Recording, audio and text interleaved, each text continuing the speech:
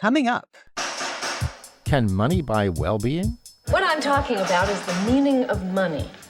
What is it worth? It can't buy love, it can't buy friends, it can't buy happiness. You're right, and I already have all those things. Is happiness about what you have or about what you can do? I won $1,000 and I gave them all a bar tab and they got drunk at lunch and now they like me. Oh, Lemon, please. Money can't buy happiness.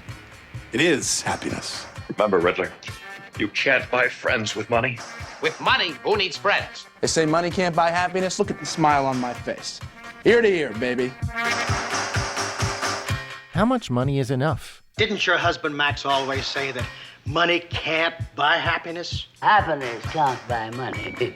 Our guest is Jayati Ghosh, co-author of Earth for All, a survival guide for humanity. Can money buy well-being? Coming up on Philosophy Talk. Hey, Ray, I've been looking at the clock and I think we're doing that thing again where we stop right when things are getting interesting. You mean providing the starters? It's what we do, Josh. We set the stage, we frame the problem, we provide the brilliant intellectual appetizer, and then we politely wait for listeners to go for the main course. Right, but that's the thing. We don't need to do that anymore. We've delivered the whole meal. The entire archive is now completely free.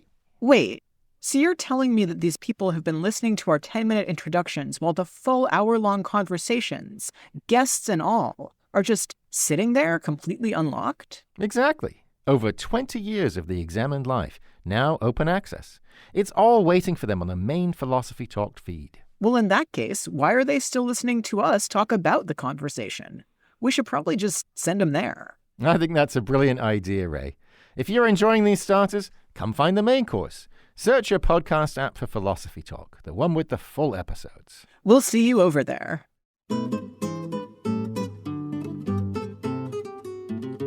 How much money is enough?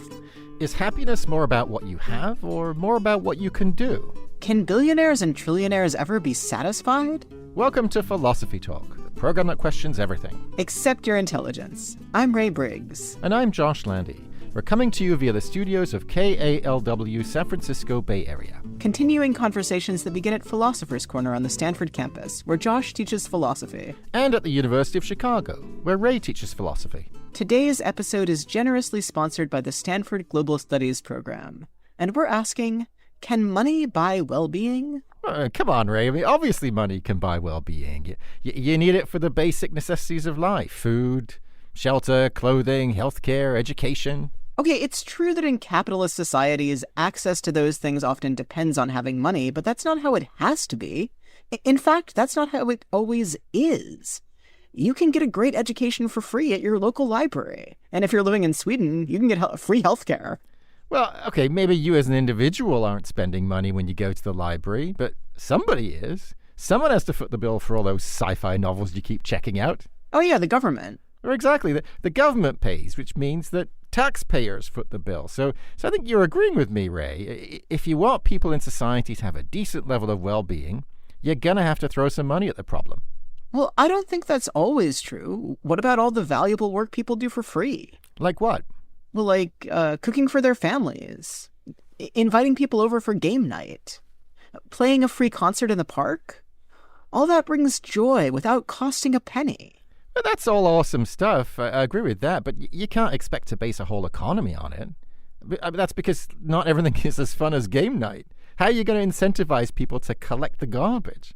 So I feel like it's the same as what I was saying earlier. If you want to keep people happy in your society, you're going to need to get money into their hands. No, there's so much that you're ignoring, Josh. Even if somebody's making a decent wage, that doesn't guarantee that they'll live the life they want. There's just so many things that money can't buy. Like, let's say you make $1 zillion by climbing over everybody else and stomping on them, and then when you get to the top, you don't have any friends. Well, I know what those guys would say. Make new friends. Invite everyone over to play with all your shiny toys. Problem solved. Yeah, I don't think that really works. And you know what? I don't think you do either. Who wants friends who are just using you for your shiny toys? Aristotle would say they're not even real friends. Well, all right, fair enough. I mean, maybe if you're a rich sociopath, all that extra money isn't going to do you any good. But what about the rest of us? What about people who just want a few more bucks so we can, buy that comfortable mattress, take that cool philosophy class, or go to that concert by our favorite band? Yeah, sure, as long as your society allows you to go to that concert. Why wouldn't it? Well, haven't you heard of apartheid? Under apartheid, even if you had the money, you weren't allowed to go into some venues unless you were white. Same in the US, pre-civil rights. If you weren't the right color, it didn't matter how much money you had. You still couldn't eat at every restaurant or shop at every store. Well, I agree that money isn't the only thing that matters. I mean, you do absolutely also need to have a healthy society, but even in an unhealthy society, it's better to have money than not. I mean, would you rather be rich and mistreated or poor and mistreated? I don't know. That's a pretty unpleasant choice you're giving me. All I'm saying is, money isn't the most important thing in life. Philosophy, poetry, family, the best things in life really are free. And I bet our guest will convince you I'm right. It's Jayati Ghosh, professor of economics at UMass Amherst. But first, how do people in different walks of life see the relationship between money and well-being?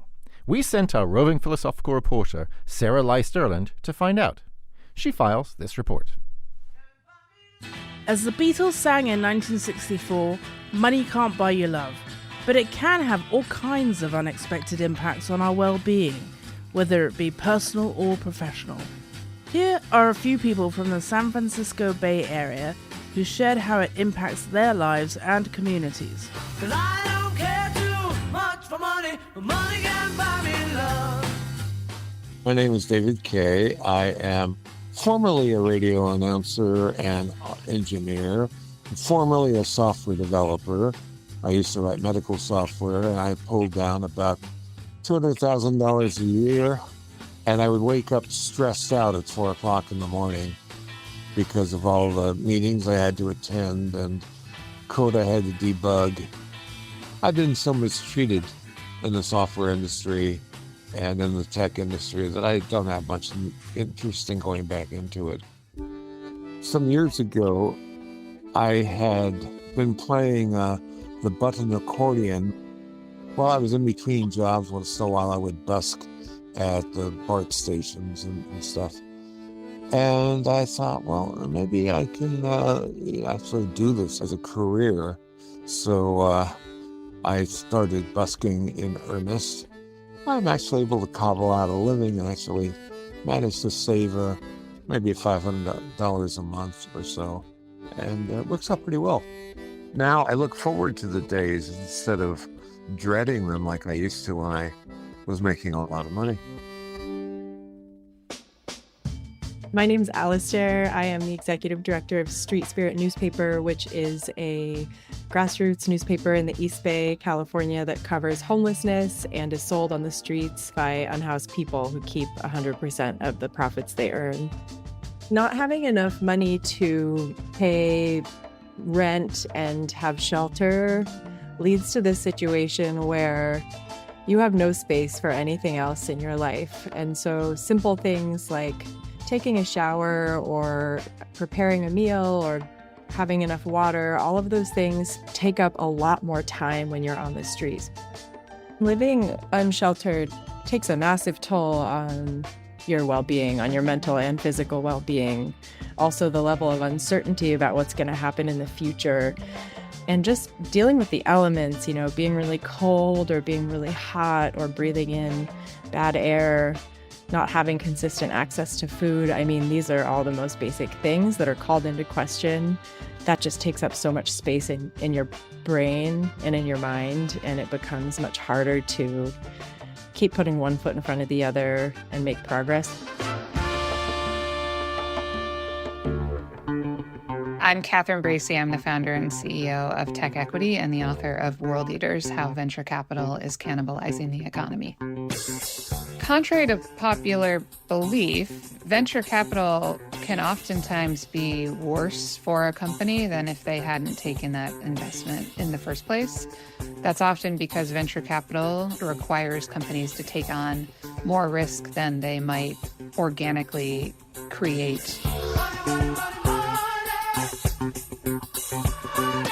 That means companies are often pulled away from the thing that is actually valuable that they're building, the market that they are actually able to serve, stretches them into places that don't make sense for them and cause them to make choices that are not only oftentimes bad for society and their customers, but also threaten the viability of the business overall.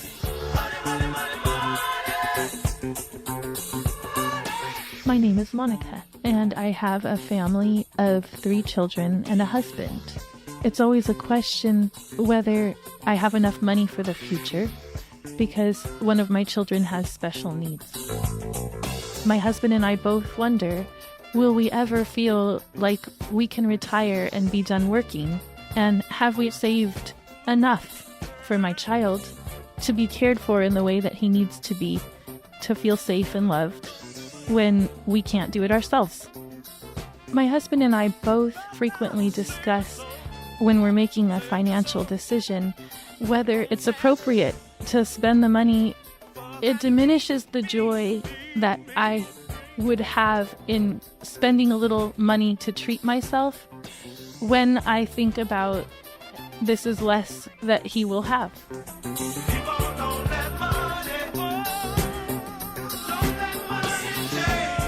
For Philosophy Talk, I'm Sarah Lyse Sterland.